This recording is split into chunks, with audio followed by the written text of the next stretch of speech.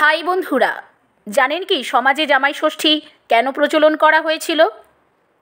বন্ধুরা, কয়েকদিন আগে জামাই ষষ্ঠী নিয়ে আমার কিছু নিজস্ব মতামত ব্যক্ত করে একটি স্বরচিত রচনা পোস্ট করেছিলাম।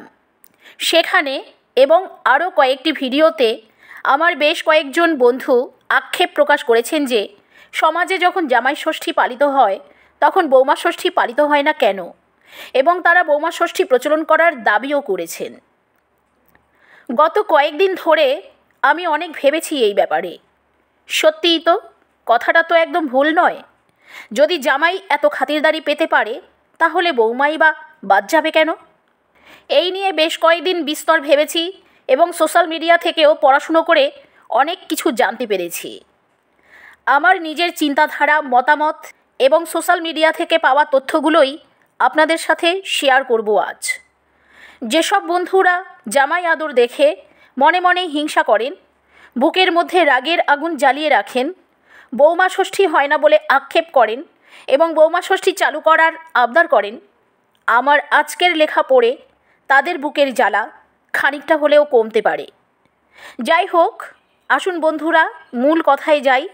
সেই আদিকাল থেকে সমাজে জামাই ষষ্ঠী পালিত হয়ে আসছে।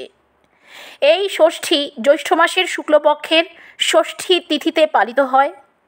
বাঙালির ঘরে ঘরে শাশুড়ি মায়েরা উপবাসী থেকে জামাইয়ের জন্য ভালো মন্দ রান্না করেন। সকাল থেকে স্নান সেরে ভিজে কাপড়ে ষষ্ঠী মায়ের পুজো করেন। মেয়ে জামাইয়ের ভবিষ্যৎ জীবনের জন্য মা ষষ্ঠীর কাছে আশীর্বাদ চেয়ে নেন। তারপর জামাইয়ের কপালে সিঁদুরের, চন্দনের এবং আতপ চালের ফোঁটা দিয়ে জামাইয়ের হাতে বেঁধে দেন হলুদ মাখানো সুতো এবং তারপরে 5 রকম ফল মিষ্টি জামাইকে খেতে দেন আর তালপাখার বাতাস করতে থাকেন। এখানে একটা কথা মনে রাখতে হবে বন্ধুরা, তালপাখার বাতাস তো করতেই হতো, কারণ সে যুগে তো ফ্যান বা এয়ার কন্ডিশন ছিল না। তাই দরদর করে জামাই যখন ঘামতেন ভালো মন্দ খেতে খেতে, তখন শাশুড়ি মা সেটা কেমন করে সহ্য করবেন, তাই জামাইকে নিজের হাতে তালপাখার বাতাস করতেন।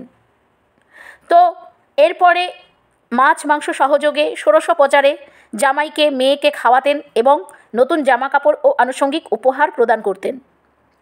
এখানে মনে রাখতে হবে বন্ধুরা, আদর খাওয়ার জন্য এবং উপহার পাওয়ার জন্য জামাইরা বেশরমের মতো খালি হাতেই কিন্তু যায় না শ্বশুরবাড়ি। তারা শ্বশুরবাড়ি যাওয়ার সময় শ্বশুর, শাশুড়ি, শালা, শালির জন্যেও নিয়ে যায় নানা রকমের উপহার, কাপড়, জামা এবং সাথে আম, কাঁঠাল, দই, মিষ্টি, আইসক্রিম, আরও অনেক কিছু। আমি কিন্তু আমার বাবাকেও দেখেছি এসব করতে। সে গল্প নিয়ে পরে কোনো দিন আসছি বন্ধুরা। তো বন্ধুরা, এখন কথা হলো কেন এত জামাই আদর? আসলে তখনকার দিনে অনেক অল্প বয়সেই মেয়েদের বিয়ে দেওয়া হতো। অনেক সময় অনেক মেয়ের পিরিয়ড অবধি হতো না, তার আগেই বিয়ে হয়ে যেত এবং শ্বশুর শাশুড়ির অনুমতি ছাড়া মেয়ে বাপের বাড়ি যেতে পারতো না। আর তারা এত সহজে বৌমাকে বাপের বাড়ি পাঠাতেনও না। মেয়ের মুখ দর্শনের জন্য বাবা মা ব্যাকুল হয়ে পড়তেন। সেই কারণে সমাজের ধর্মপ্রধান ব্যক্তিরা জামাই ষষ্ঠীর বিধি চালু করলেন, যাতে নিয়মবিধি রীতিনীতির নামে মেয়ে জামাইকে নিমন্ত্রণ করে ডেকে এনে আদর যত্ন করতে পারেন এবং মেয়েকে কয়েকদিন নিজেদের কাছে রাখতে পারেন। তাদের ধারণা ছিল, একে তো মেয়ের অল্প বয়স, সংসারের খাটাখাটনি, তার উপর শ্বশুরবাড়ির কড়াকড়ি, মেয়ে হয়তো কমজোর হয়ে যাচ্ছে অথবা লজ্জায় সংকোচে মুখ ফুটে নিজের পছন্দের কথা, খিদের কথা বলতে পারছে না কাউকে। এ সন্দেহ খুব একটা অমূলকও ছিল না বন্ধুরা। এই অবস্থায় তাদের ইচ্ছা ন্যায়সঙ্গতই ছিল। সুতরাং জামাই ষষ্ঠী কিন্তু জামাইয়ের ইচ্ছাতে নয় বন্ধুরা, শ্বশুর শাশুড়ির ইচ্ছাতেই পালিত হতো। জামাইকে আদর যত্ন করলেও উদ্দেশ্য থাকতো মেয়েকে কাছে পাওয়া। এ তো গেল একটা দিকের কথা, আরও একটা দিক আছে বন্ধুরা।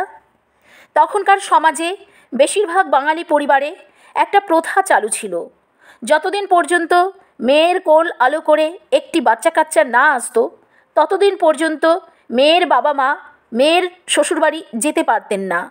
মেয়ের ঘরের অন্ন তো দূরের কথা, জলপান অবধি করা ধর্ম তো নিষিদ্ধ ছিল। আর তখন তো যানবাহনেরও এত সুযোগ সুবিধা ছিল না যে দিনে দিনে গিয়ে আবার দিনে দিনেই ফিরে আসবেন। আর তাছাড়া কেউ কেউ হয়তো চিরা মুড়ি চালকলা বেঁধে ছেদে অনেক কষ্ট করে গেলেনও, তাহলেও কি মেয়ের শ্বশুরবাড়িতে বসে মেয়েকে তারা আদর যত্ন করতে পারতেন? এটা কি দৃষ্টিনন্দন হতো তখনকার সময়ে? তখনকার দিনের মেয়ের বাবা মায়েরা এত বেহায়া বেশরম ছিলেন না যে মেয়ের বাড়ি গিয়ে উঠে বসে থাকবেন এবং মেয়ের কানে কুমন্ত্রণা দিতে থাকবেন আর মেয়ের সংসার ভেঙে দেবেন। ভুল বুঝবেন না বন্ধুরা। একবার ঠান্ডা মাথায় চিন্তা করে দেখবেন, যেসব পরিবারের বিবাহিত মেয়ের বাবা মায়েরা মেয়ের বাড়ি ঘন ঘন যাতায়াত করেন, শ্বশুর বাড়িতে একটু অশান্তি হলেই মেয়ে যখন কান্নাকাটি করে নালিশ জানায় বাবা মাকে, তখন মেয়েকে শাসন করার পরিবর্তে, সামঝানো বোঝানোর পরিবর্তে যেসব বাবা মায়েরা, এখানে বেশিরভাগ ক্ষেত্রেই কিন্তু মায়েরাই উস্কানি দেন মেয়েকে আর ধমক দেন জামাইকে। বাবারা তো প্রায় নির্বিকার থাকেন। সেই সব মেয়ের ঘর ভাঙতে কিন্তু দেরি লাগে না, কারণ কোথাও না কোথাও বাবা মায়ের ভরসা পেয়ে মেয়ের মনে মানিয়ে নেওয়ার পরিবর্তে অতিরিক্ত সাহস ও আরও উচ্ছৃঙ্খলতার জন্ম নেয়। আমি বলছি না যে সব ক্ষেত্রেই মেয়েরাই ভুল করে আর জামাই বা তার পরিবার ঠিক করে।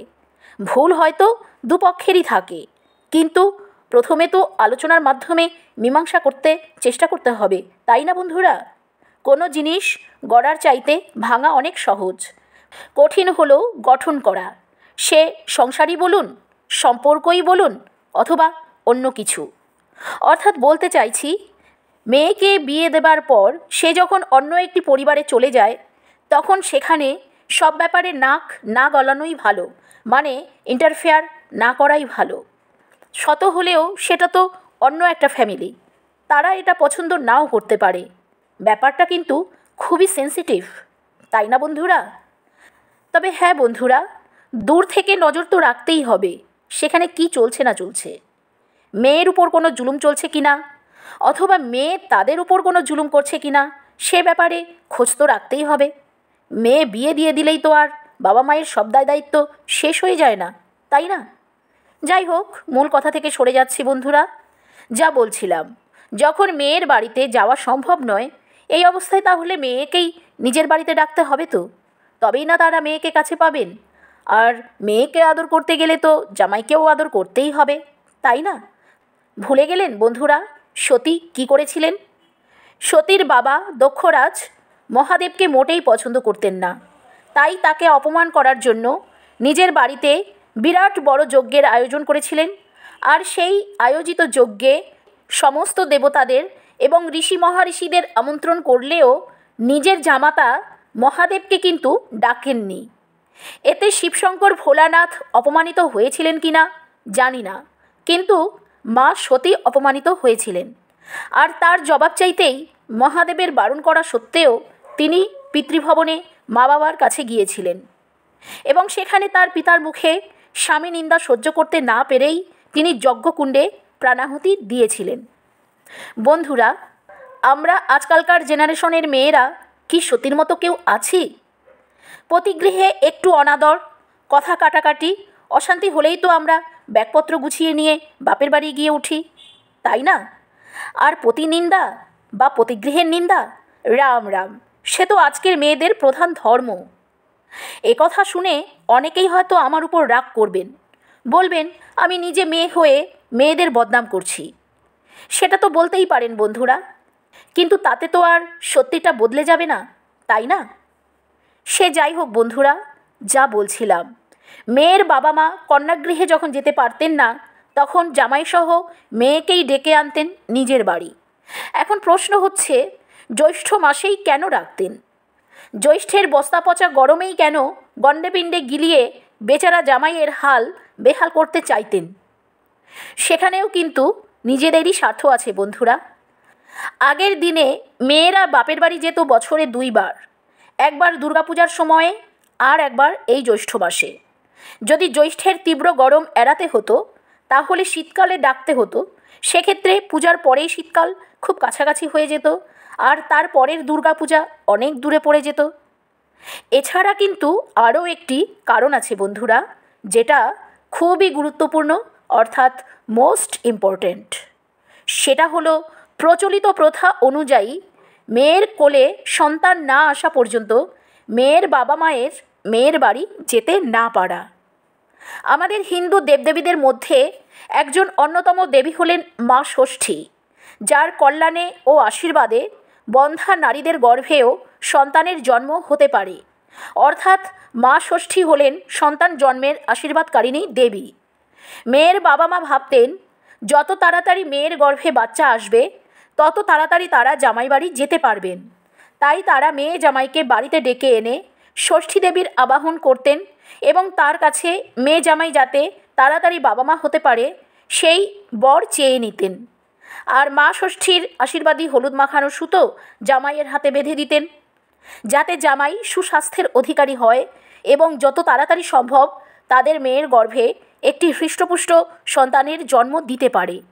হলুদ মাখানো সুতো পুজো পার্বণে এই কারণে ব্যবহার করা হয়, যেহেতু হলুদ হলো আয়ুর্বেদিক ঔষধি গুণসম্পন্ন। হলুদের গুণে অনেক ক্ষতিকর জীবাণুই ধ্বংস হয়ে যায়। আর যেহেতু ষষ্ঠী দেবীর পূজা জ্যৈষ্ঠ মাসের শুক্লপক্ষের ষষ্ঠী তিথিতে উদযাপিত হয়, তাই ষষ্ঠী দেবীর আশীর্বাদ পাওয়ার জন্য জামাই ষষ্ঠীও এই তিথিতেই পালন করা হয়ে থাকে। অর্থাৎ জ্যৈষ্ঠ মাসের প্যাচপেচে গরমেই পালিত হয়ে আসছে সেই আদিকাল থেকে।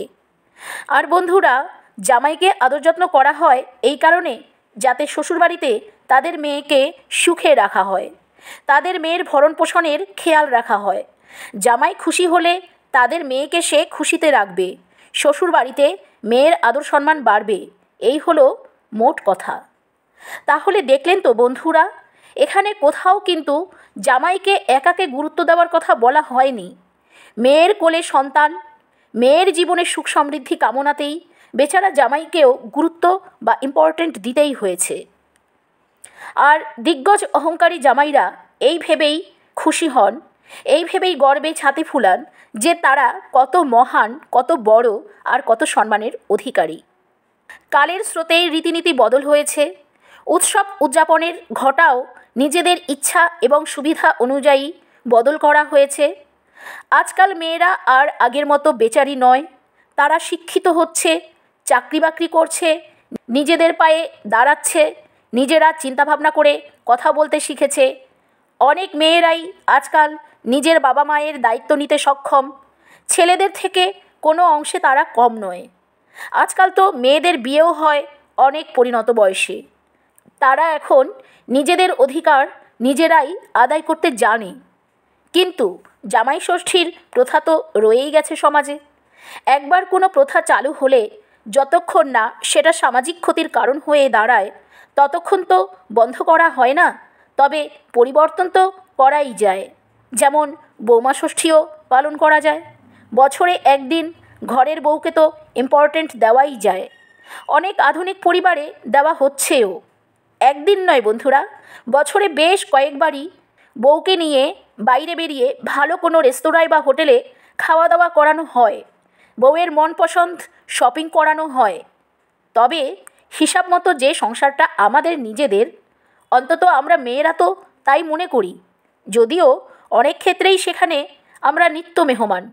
তাই একদিনের এই বিশেষ মেহমান নওয়াজির কি খুব প্রয়োজন আছে বন্ধুরা? মানে বৌমা ষষ্ঠী প্রথা চালু করার কোনো প্রয়োজন কি আদৌ আছে? সেক্ষেত্রে কিন্তু কিছু অন্যরকম জটিলতা দেখা দিতে পারে। এ ব্যাপারে পরে কোনো দিন আলোচনা করা যাবে বন্ধুরা, না হলে রচনাটি অনেক বড় হয়ে যাবে। আজ তাহলে এই পর্যন্ত থাক বন্ধুরা, ধন্যবাদ। এতক্ষণ পর্যন্ত আমার সাথে থাকার জন্যে আপনাদের অসংখ্য অসংখ্য ধন্যবাদ বন্ধুরা। আমার লেখাটি শুনে যদি আপনাদের একটুও ভালো লেগে থাকে তাহলে আমাকে কমেন্ট করে জানাতে পারেন। আর ভালো লাগলে আমার সাথে থাকবেন বন্ধুরা। ভালো থাকবেন সবাই। অসংখ্য অসংখ্য ধন্যবাদ।